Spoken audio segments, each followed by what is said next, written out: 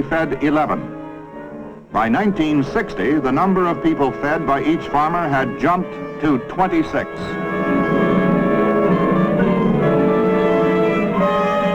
In 1960, we produced 1,300,000,000 bushels of wheat, 4,300,000,000 bushels of corn, 14 million bales of cotton.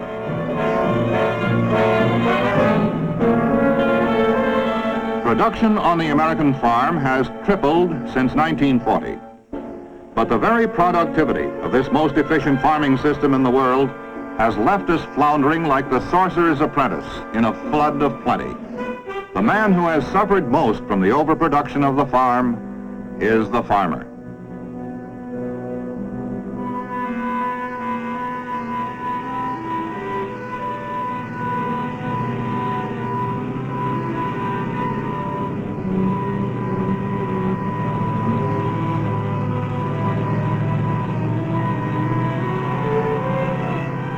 "47% of our farms account for 92% of our farm production. These farms are large, mechanized, and efficient. Despite their growth, the vast majority remain family farms. This is one of them, the 1,000-acre farm of Lloyd Sellers in Rice County, Kansas. Sellers, with only one hired man, farms 7 times as much land as his grandfather did under the Homestead Act, and in the winter feeds 300 cattle.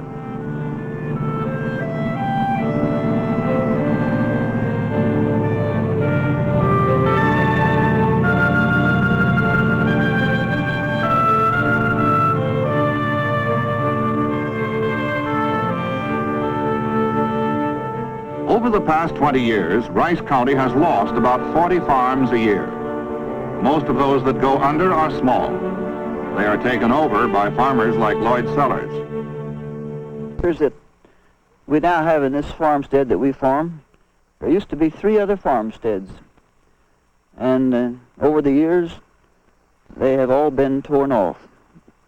I helped tear down the buildings on 2 farmsteads, and my father tore down the buildings on one before I can remember. On one corner of our home place, there used to be a one-room schoolhouse. In fact, us kids went to that one-room schoolhouse. But as the schools got bigger and consolidated and merged, then this school ceased to be used as a school. So we got 1 acre more under the plow than it used to be.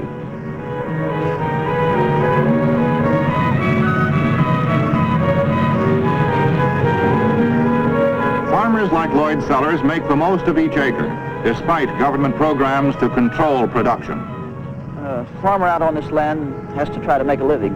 So when his allotment is cut down to where he is not allowed to produce as many acres, then he tries everything he can think of to increase the production on the acres he is, still make a living. So he'll farm better. He'll summer fallow more. The summer fallow will really increase production. And then he will probably use more fertilizer, buy more commercial fertilizer, which will help keep the production up. In other words, keep about as many bushels as he was using anyway. Farmers do not boost production to be contrary. They feel they are driven to it by chronically low prices. There is little profit on 1 bushel of wheat or milo, so they try to grow enough to profit from sheer volume. This is in direct competition with government efforts to raise prices by reducing acreage. Because farmers can grow more on each acre, attempts to limit production this way have failed. Now the government would like to control instead the bushels a farmer can market. But what farmers fear is a disastrous time lag between lower production and the day of higher prices. This big plow is one reason Lloyd Sellers and his hired man can farm 1,000 acres. The successful farm today is a big business in acres, in machinery, and investment.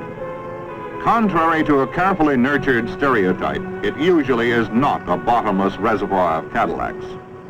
A 5-bottom plow costs $1,000. The tractor that pulls it costs $7,000. Sellers owns 3 tractors, 3 trucks, and a pickup, a $9,000 combine, and much more.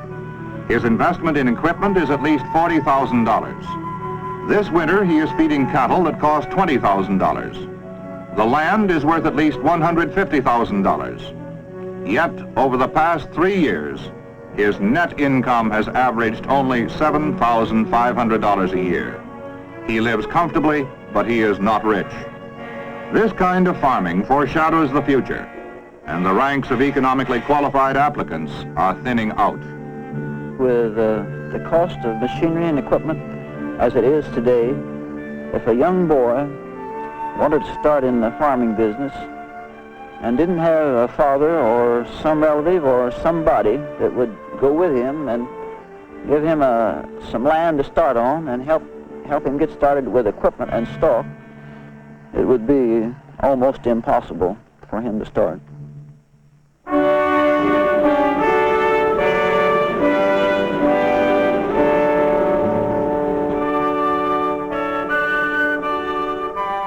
The most important single factor in the immense productivity of the American farm is the Land Grant College, a unique American institution. This is Kansas State University in Manhattan, Kansas. It was founded just 100 years ago.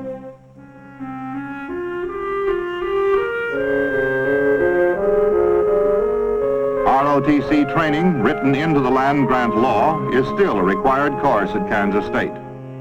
But what was a college is now a university, complete with a cyclotron under construction.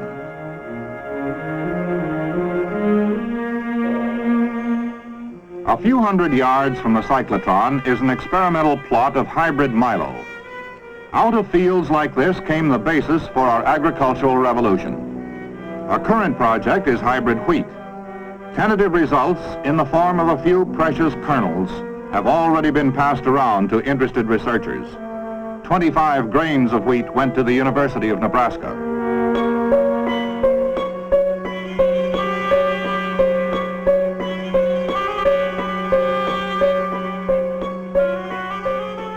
At the University of Nebraska, some research on hybrid wheat was already underway. Interest there quickened when the top expert at Kansas State was hired away by a commercial seed company. Space agencies are not the only victims of industry's technological piracy. A hybrid plant is a cross between two varieties. They are crossbred to encourage the best qualities of both. Hybrid corn, which boosted production 25%, was the accidental result of basic genetic research.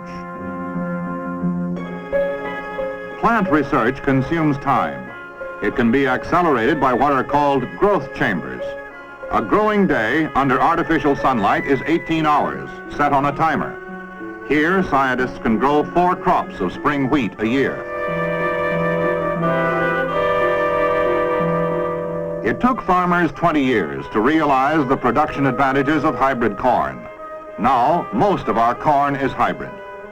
Hybrid milo, which you saw harvested on both the Whitaker and Sellers farms, was not introduced until 1957. Now, just 4 crops later, it comprises 95% of the milo planted. Hybrid wheat, if it works, will catch on even faster. At the present time, scientists can make hybrid wheat, but it will not reproduce itself. They are looking for some freak variety of grain that will lend itself to the development of reproduction. And they're certain it exists somewhere. Of course, hybrid wheat may be too expensive. It may not increase production. It may not have the adaptability researchers foresee. But on the other hand, it may. These few plants could foreshadow the bread of the next generation.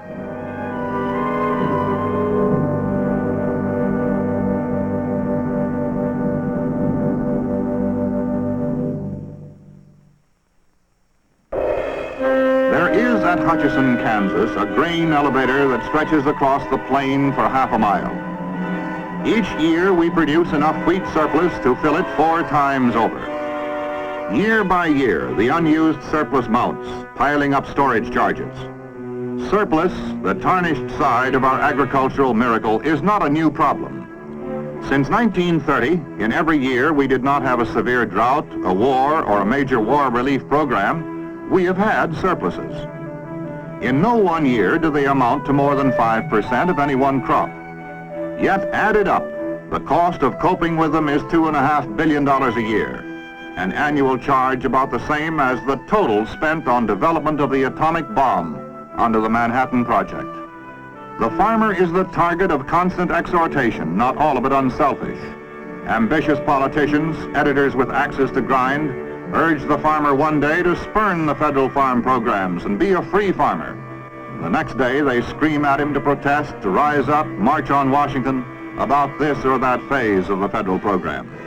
He is pushed and pulled, admonished and harangued into schizophrenia, offered the best of two incompatible worlds, the no red tape, no document, no affidavit kind of free economy agriculture on the one hand, and the highest price supports guaranteed market maximum benefit kind of no risk agriculture on the other.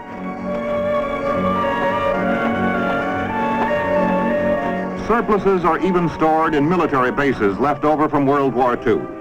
They depress farm prices. They cost tax dollars.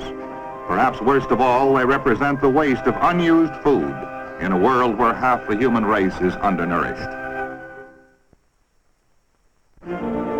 This is Lyons, Kansas, county seat of Rice County.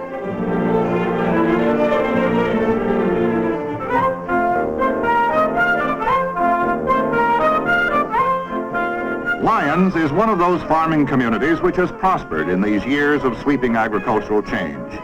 It has a population of 4,000. It is the kind of town where people go when they bypass the Dunlaps and the Westmorlands. Arnold Fankhauser, who runs a clothing store, knows why. Really, we have about 7 or 8 towns that used to be competition here, in a sense, and sold the same items that we, in turn, sold here. While this town was a little larger, those towns actually did quite a bit of business. And I don't mean to disgrade them. They were more or less pickle barrels type stores, and they couldn't do any better because of their size. But actually, Lyons, Kansas was a little larger, and I would say that the pattern has changed in this way. They like to shop in a little better town. Lyons has better stores, more of them, and good roads leading in from the 4 points of the compass. Also, it has been the county seat since 1876.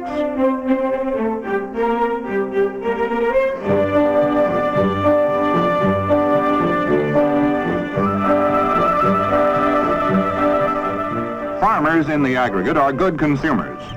Because of all their equipment, they use more petroleum than any other industry in the country, and comprise one of the biggest consumers of steel and rubber. This is reflected in the economy of Lyons. Lyons has 4 grocery stores, 2 of them supermarkets. The car just pulling into the curb is driven by a farmer's wife. She drove 10 miles, bypassing 2 smaller towns closer to home, to shop here. Since fewer farmers grow a little of everything, their wives buy more food in the store, including meat, milk, and eggs. This farm wife's habits are changing, and so are those of the store. Supermarkets have begun to compete with drugstores as purveyors of everything under the sun. Since these items go in the grocery bill, we tend to think of them as part of the cost of food. Often they are not. Since 1949, food has risen less than most other items on the cost of living index. And the farmer's share from the cost of food has gone down 12%. We asked the shopper who had come 10 miles to let us read her grocery list. We found out 2 things. She spent more money than she meant to, and 35% of what she spent was on non-farm products. Aluminum foil, which costs 35 cents, is a non-farm product. About 1/4 of the price of ice cream goes back to the farmer. He gets 3.5 cents from a 25-cent loaf of bread. The farmer gets back about half the money we spend for bacon, about 82 cents on a steak costing $1.41.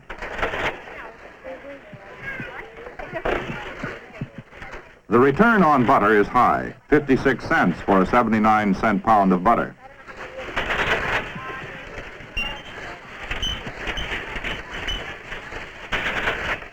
Soap powder is a non-farm product. So are all the paper tissues we buy, and most of the plastics. Canned corn costs 45 cents. The farmer gets back a nickel. Grocery stores now sell ping pong balls. No sale for the farmer. The most expensive item of all, the impulse purchase of a long playing record. Corny perhaps, but not from the farm. Overall, packaging and middleman costs are up. The farmer's share has gone down. That is Lyons, Kansas, a beneficiary of the agricultural revolution. Yet, even here, there is a shadow. Well, of course, the opportunity for the young people here is not nearly as great as it used to be because our farm population, you see, is decreasing quite rapidly. The larger farmer is taking over what used to be 2 or 3 or 4 farmers. And the children that are raised on the farm, they don't have an opportunity to go back on the farm. And in order to keep those people here at home, we must have industry here to attract them if we're wanting to keep up the population. Or they don't have any other choice after they get out of school but to go to some factory or get a job elsewhere in some other part of the state or some other part of the nation. One Lyons student who will return is Stephen Sellers. You met his father. Stephen, with a degree from Kansas State University, is coming back to farm. He wants most a farmer's independence. I'll be my own boss. I can do anything I want to do, whenever I want to do it, however I want to do it. I have no restrictions. I can cover the whole half section with feedlots if I want to, or irrigate, or raise swine, anything I want to do. It's going to take a lot of planning and technology to make a go at farming nowadays. If I were going to be an average farmer, I don't think I'd go back because actually the average farmer has a rough road to hoe. But I believe with my training and hard work, I believe I can make a go of it. And that's what I love to do, so that's what I'm going to do. Stephen Sellers will return to his father's farm. In this, he is more fortunate than most. The farm, by present standards, is large. The investment in expensive equipment has already been made. Yet, a generation ago, this farm was sufficient to earn a man a good living. Now, 160 acres will not bring Robert Whittaker enough income to justify the expense of efficient farming, which is the only kind with a chance of survival. Stephen Sellers will raise his children in this community. Now, Lyons is prosperous. It has taken over from the smaller villages that compass it. But Dunlap, too, was once prosperous.